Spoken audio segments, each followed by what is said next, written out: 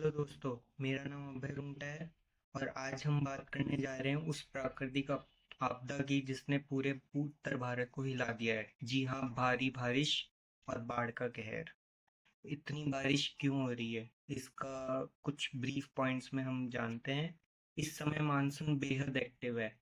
अरब सागर और बंगाल की खाड़ी से लगातार नमी आ रही है, जिसकी वजह से लगातार बारिश हो रही है। और दूसरा रीज़न ये है कि पहाड़ी इलाकों में बादल अटक जाते हैं और अचानक घंटों की बारिश कुछ ही मिनटों में हो जाती है, जिसे हम क्लाउड क्लाउड बर्स्ट भी कहते हैं। तो अब हम जानते हैं कि कहाँ कितना नुकसान हुआ है। उत्तराखंड और हिमाचल में बादल फटने से कई लोगों की मौत हो गई है, सैकड़ों घर और सड़कें बह गई। और दिल्ली एनसीआर में तो बहुत ही ज़्यादा खतरा है। जैसे कि यमुना नदी के खतरे के निशाने से ऊपर बह रही है। कई इलाकों में पानी भर गया है, स्कूल और कॉलेज बंद कर दिए गए हैं। आपने कुछ दिन पहले न्यूज़ सुनी होगी कि दिल्ली और जयपुर के बीच में रोड में 8 घंटे ट्रैफिक रहा है। तो उस समय गाड़ियां बहुत ज़्यादा फंस गई है रास्ते में। और पंजाब और हरियाणा में खेतों में पानी भरने से फसलों को भारी नुकसान हुआ है, किसानों को नुकसान हुआ है। और बड़ा कारण ये है कि क्लाइमेट चेंज हो रहा है। तो ग्लोबल वार्मिंग की वजह से भारत में बाढ़ की परिस्थितियां बढ़ रही है।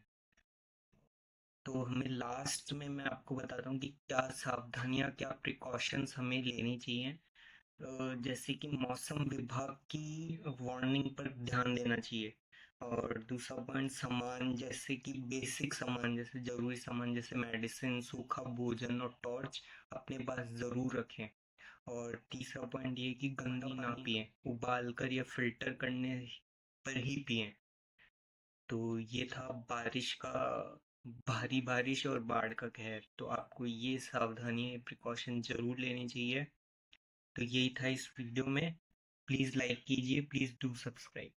और आज मैं आपको लास्ट में एक लाइफ लेसन देना चाहता हूँ, जो कि ये है कि मदद करने के लिए अमीर होना ही ज़रूरी नहीं है।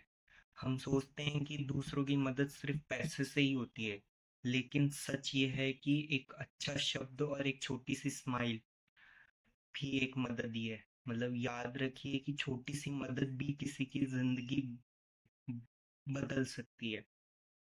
तो हमें दूसरों की मदद करते रहना चाहिए। और हमेशा पैसों से ही नहीं होती मदद।